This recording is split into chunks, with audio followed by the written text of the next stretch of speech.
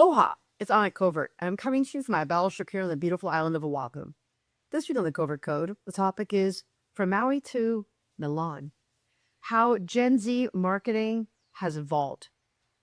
And I'm very excited about my special guest because this is my very own official mini-me. And I've known Kiana since she was 12 years old. Gosh, has it been that old? It was, and well, I'll never forget about our first meeting it was at the grocery store in Maui. I remember we were walking through the aisles and it was with you and your younger sister. And we got to one aisle. We started talking about, a marketing concept, which is one of my favorites, which is the threshold or the line of vision inside of a grocery store. So every single unit has its own pricing based off the line of vision.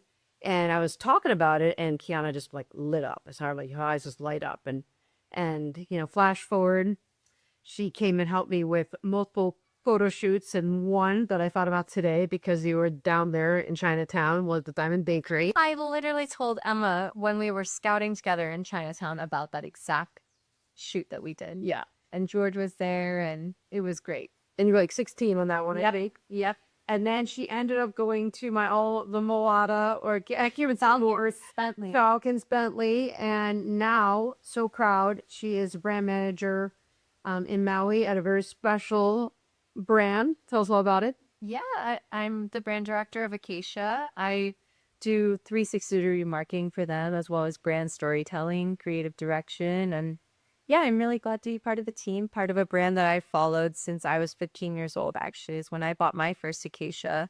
It's swimsuits. Yeah, swim and ready swear. So it's been really lovely to evolve with the brand and come into this evolution with myself, even in this space. Wow, I didn't know they were around that long. Oh, yeah. Acacia's been around, gosh, I want to say the designer told me, Naomi, she said that she had her swimsuits started in Bali in maybe 2006, 2008, around there. So it's been nearly 2 decades that the brand's been out, and it's such an incredible brand. And I started to become so interested in fashion from Milan when I studied in Milan. So it's so interesting that we're now transitioning into this. Yeah, and it's been I think just really amazing that this Maui artist and look where you guys are based, and to hear that you're doing all these incredible photo shoots, and then just this last summer you were in Sweden and Yeah. and where else? I was in Sweden, and then first we actually started this whole track of photo shoots, which was really our 2025 campaign season that I did alongside our art director. And she's a beautiful and talented photographer herself. Her name is Kaylee Robertson. But we started in Miami, which is where we had planned our last runway for Miami Swim Week for our Resort 25 collection. It started in Miami. It was absolutely beautiful in this beautiful cemented garage that really let the design shine. Then we went to New York, which is where we shot our Summer 95 campaign, which is currently out now. Oh, it was beautiful. It was shot with a photographer named Alec. He's absolutely incredible. And that's something that I've really enjoyed about my job is I've been able to connect with so many different creatives. Yeah. It's amazing how talented people are in this world, and to be able to connect with them on that level and create a vision that really is bringing a collection to life. But after that, we then traveled to Sweden, which is where Kaylee and I shot the Spring 25 campaign with this beautiful model named Wasa. And she was amazing. We shot, I don't know if you recall what it is. It's called Salties. It's like where the lake, it's near the lake. And I hope I'm not butchering this, but I guess people spend their summers there. Well, we have like an archipelago. Yes, there are some people that have a lake, and then there is the lake. Our family is on the archipelago, so in Stockholm, like we go on the islands Okay. out there. But I know that there are other country houses and lakes. Yeah, and it was beautiful. So we shot half of it near the lake and then half of it in the city to give this dynamic approach to it. And then we shot in Barcelona. Barcelona. Yeah, Barcelona. And we shot our Fall 25 campaign, which is about to hit on July 11th, actually. So, yeah, it's incredible. That campaign was shot by a photographer named Carlos, and he is incredible. He shot for Vogue Polska, a number of other campaigns that have just been incredible. He does these beautiful darkroom prints. So he shot half on medium format and then the other half on digital, and he had lighting and everything. And it's been such an honor to be able to witness all of these beautiful creatives and then also be able to work on projects like that myself where I'm really expanding my creative skill set. So So we're going to be releasing this new photo shoot. so it's the photo shoots are campaigns for the collection. So essentially, we'll be launching our fall 25 collection in July, and that's when the campaign will be released, where we'll start to promote and share the collection with our consumers. Is it just online, or are you doing it in an ad campaign? Well, you typically, as far as ads go, specifically for this brand, we'll usually do it on social media, social ads, digital ads, Google, etc. But it will live on the website. Yeah. Yeah. And so it's really lovely. It's really wonderful. And when you're planning these concepts, like, why did you pick these specific locations? What is the type of vibe that you're trying? I know you're known for very unique, different types of visual design, like, like little, different unique styles. So how did you plan these shoots, and why did now you decide to make your next spot? We're just recently didn't try this. Yeah, I don't- Fun, yeah. So we'll look it down there, like everyone knows. It's down that way, Yeah. folks. You know, I almost feel like this question, I've answered it confidently, but I do feel like Kaylee, who is our art director, she really shines at that level of. So she would have decided.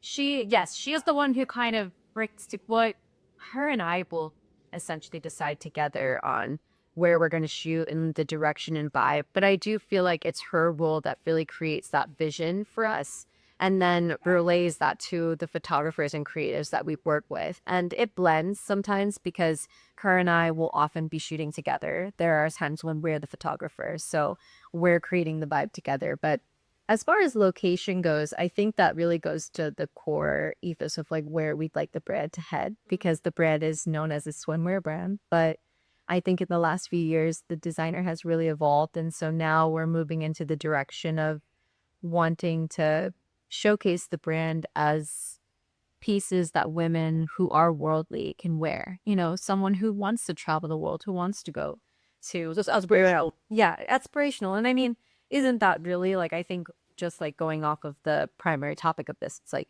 I think that what Gen Z storytelling and Gen Z marketing really is about and what it really thrives on is when people are feeling aspirational. I mean, that's what the peak social And I've got a thought for you on that. So I've been recently, being not from that generation necessarily, honestly, So what would you go for yourself? I would be a millennial.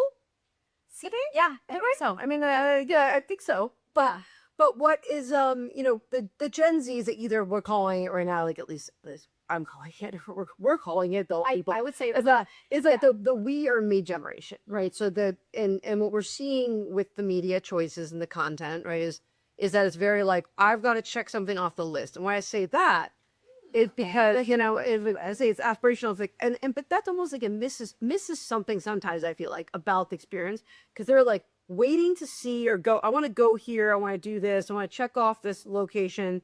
I'm going to see the art, and then I'm going to like go to the next thing. But are they? And they're doing it for this, like this shot, this social post, this experience. But are they really like experiencing the whole thing? And I don't know that I care necessarily, but I think that maybe they're consuming content faster and well, I guess what?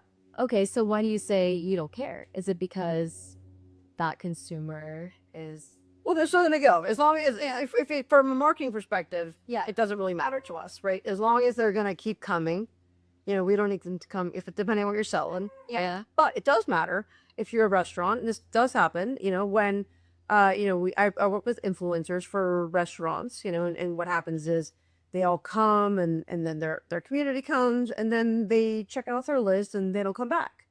And then that restaurateur who's now hired this influencer and now gotten all this initial, marketing is showing really positive that people don't return, right? Because it's like a fad. But then of course, is their food good enough to resist that? But in large communities with a lot of things happening, it might just not be, I mean, it might be good enough, but the market that they're targeting is not for that. They're looking for that next thing that they're going to check off the list. Totally. I mean, and with that thought, what's coming to mind is that trends are evolving, and I do think like the idea of an influencer is evolving, at least specifically in my line of work, which is fashion. I feel like because fashion is something that style transcends, time, if you really think about it. Everything resurges. But when it comes to fashion, you have fast fashion, you have, people who connect and want different things, right? Especially Gen Z. It's just like you're saying, they want to check things off the box. I also think though what becomes my job is then a lot of people don't even know really what the box is supposed to be that they're checking. I'm creating, or I mean, me and my team, we're creating the reality that people want to live in. So I mean, are we checking boxes for people? Maybe, or we're just telling them what boxes they should check. Hopefully, because then if they're looking for that and you're filling that box, filling that void, then you're fulfilling that manifestation for them. Yeah, yeah, And they're looking for it and you're filling it. So it's a win. yeah. Oh yeah. I know. And then the only thing is, can you evolve? Like, then I think that's an interesting fact, because you, in fact, have evolved in this brand. Yeah. And that is that staying power of like the truth, like of a brand that can stay current, and just like logos be updated. And I read about this in my book because, I'm sure you've experienced that it could be hard to sit with a brand that's had a logo for the last 10, 15 years, and to say to Friday Burberry, yeah, our guy just rebranded, and they all do, and that's what I like try to remind clients about. Like, hey, like Starbucks has been through 4 logo redos. You don't even realize it's different. It just feels better. It feels more right? And it's very small nuances, and even just I saw today, Hawaiian King Red just did a new one too. They like just released it and it looked great. It should feel more, and I want people to realize it's not like that what you liked before is bad, right? It's not. It's like the sofa. It's a pretty ring house. Yeah, it's like a haircut, Yeah. Because one is move forward, and in that the brain can do that, then it can keep that, instead of it being like a checkbox, like, oh, I got this once and I'm over it. No, you're evolving with it. He will want to keep cutting back, because that's the only fear that there is now for Gen Z. Okay, is how they gonna dedicate? Absolutely. Okay, so now I have a question for you. I'm not sure if it was supposed to be primarily you asking me or me, everyone. I love it. So, say a brand that's been around for a long time, they have a loyal audience. Now they're repositioning because they're shifting. The product is staying the same in terms of quality, but the product is shifting slightly. I guess what pieces of advice would you give to a brand like that? Well, it's a really great question. I've seen it go really wrong, when and that's because of people not realizing that it's just like when it's happening around with feel a headache, right? Just come right out there and just say what it's real. They came in, this guy Josh, who was actually the grandson of the original owners of Hilo Hattie. And he bought it, and we found some differences. I won't get into that, but when they came in, he exchanged 70% of the classic product with new things. And you have to think that, well, why buy, why is that? But that's a common thing, that people will buy a restaurant and change it, right? And It's also common in fashion for design creative directors to come in and, wipe out core styles because there's new creative. sometimes it works out, sometimes it doesn't. But like usually that's when you'll sink a brand, right? Especially in fashion, like if it's core fashion, people want the same thing, like a shoe, like the Nike, when they would change the 7 and it was all of a sudden a 6. Yeah. And people were like, what the fuck is this? Because I always bought the Nike Air in this size and I could fit into it and I feel secured, and now I can't. Yeah. And so it's like just with Coke, it's not just fashion, but also Coca-Cola. They had a study, and Pepsi said that people thought that Pepsi was better, so they changed their recipe. And it is a huge surge of loyal Coke lovers. Coke, that's when Coke Original came out. Yeah. Right. But, it's you have to know your audience, and you have to, it's like the classic example of how you sell someone something, right? Depending on who they are, right? And what you have to do when you want to evolve is you have to realize who your audience is. And then that's the beauty of what we had the opportunity to do today, is you can actually have the nuance of communication differences. Yeah, I know that you're like someone who likes safe things, and we need to tell you, hey, this is the same brand you've always known, and now we're going worldwide. You know, pictures of Sweden and right? You show on those classic prints or you show them, and now they're like, wow, I'm even more worldly because of my tastes. Yeah. Right? Yeah. And you know what? I think the caveat, or at least somewhat of the solution that my team and I have found, is that what we're doing is we're creating so many different content types that they can enjoy. The idea of someone who is an Acacia girl is someone who has been with the brand for so long. Maybe they start with their swimwear and now they've evolved into loving our ready-to-wear. And what we're doing is we're really trying to bring them on the journey. And so that's why we've seen something that's challenging with social too, because with fashion, social is so involved because that's the outward facing thing to the brand. I mean, like it is with all industry. But Is that do you have like some influencers? oh, totally. We had an entire, influencer strategy, but that has constantly had to evolve because of that same instance that you're talking about with the restaurant. Say a brand gifts influencers, you're not always promised the content. Two, the content might not resonate with the audience or the brand, uh, or you just don't have that scenario of them posting at all. Right. I mean, it's like traffic and you don't even know. Yeah. Well, and that's another thing. And now there are platforms that help brands connect with influencers and show them what we're actually, evidence. This is where these clicks are coming from. But I do have to say that when it comes to Acacia, a lot of what we're doing right now is still organic because we're a small team and we're building slowly.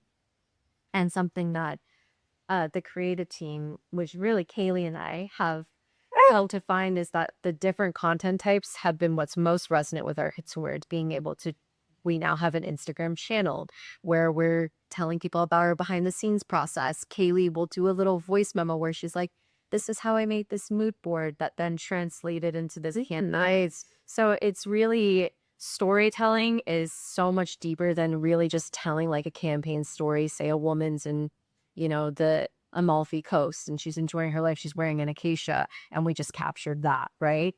That's one thing. That's one element of our content strategy. But then you have Kaylee making the mood board and then myself capturing film behind the scenes. We have so many different elements to our content strategy. And I think that's what's going to catapult us into achieving all of our goals with the brand, which is really that we just connect with more women. If people want the authenticity, they want to they want to feel it, and that's and especially now in this world of AI and like there's AI, there's great uses of AI. Oh yeah. But I think that I hear a lot of times people are worried that we're gonna lose our jobs and this and that, and I'm like, no, that's not the case because AI can never do that, and that's why it's really even more of an attraction. Because people are going to see and really feel it before. Is it real or is it not? Right? And our spying senses are at all-time muck. And I'm not saying that AI is not, pleased sometimes. But to separate the good brands, like you said, fashion and like, highly scrutinized industry. How you see H&M, they started paying for, so models can now sell their like rights to their faces.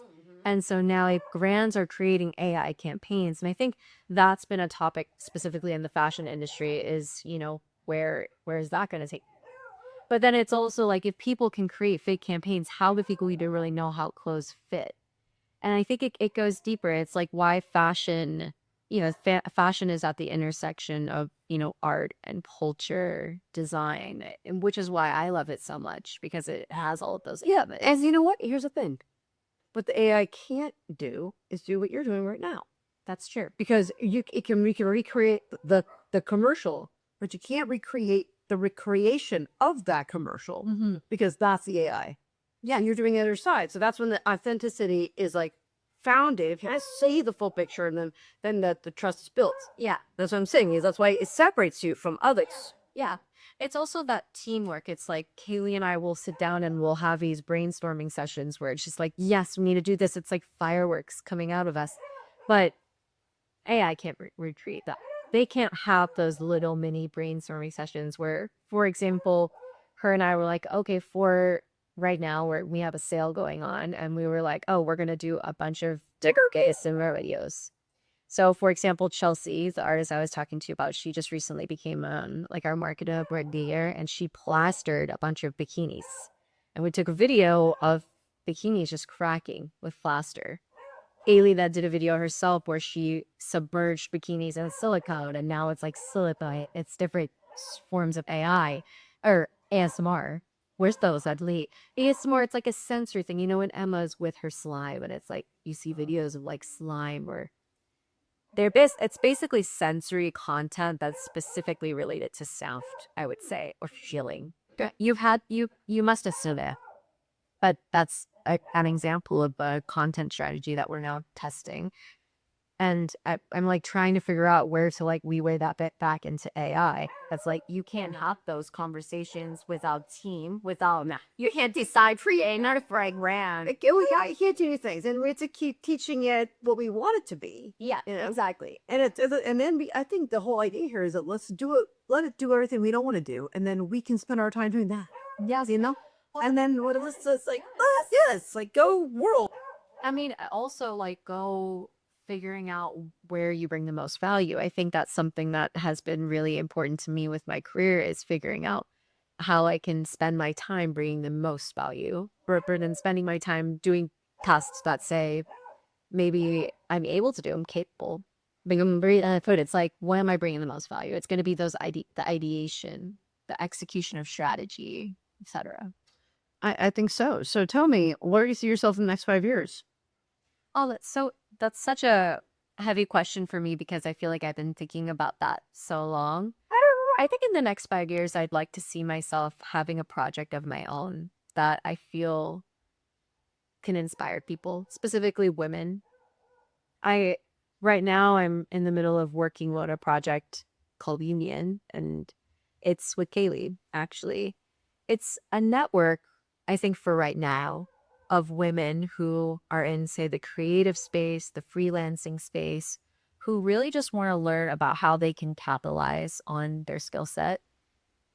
Really just a network for freelancers if you really think about it. But to us, we're going to make it so much more special because it's going to be about our ideas. What can we create? Can we create, a pottery session where women are all talking about, advice on how to create contracts? Maybe, yes. And I think that's one project.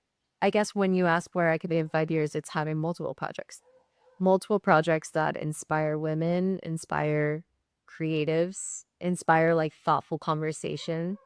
And I really think at the core, I just want to be inspiring people. And as I get older, I want to be more confident about the inspiration that I'm cultivating for others.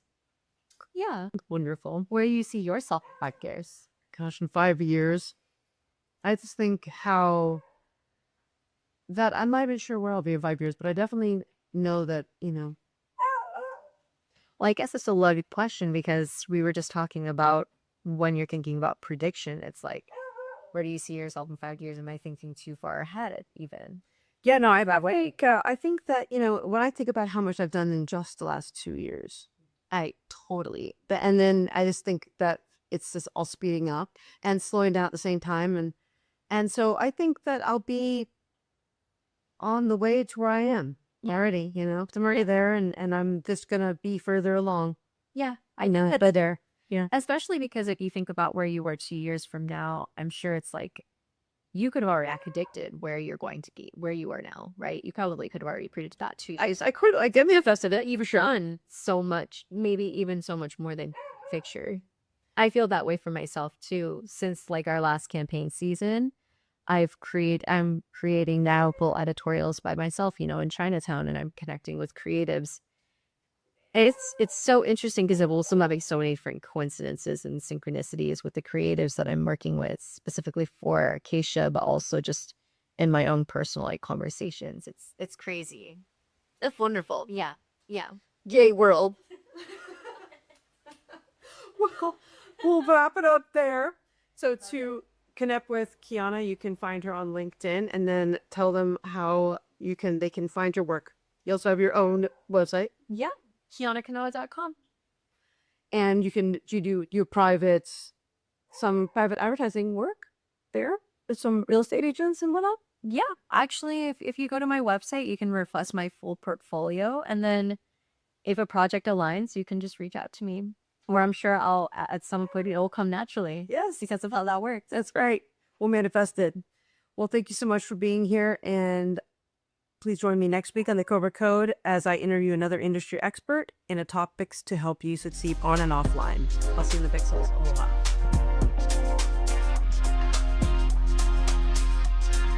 I hope you enjoyed this episode of the Covert Code podcast. To stay up to date with all our future episodes, follow us on your favorite podcast platform.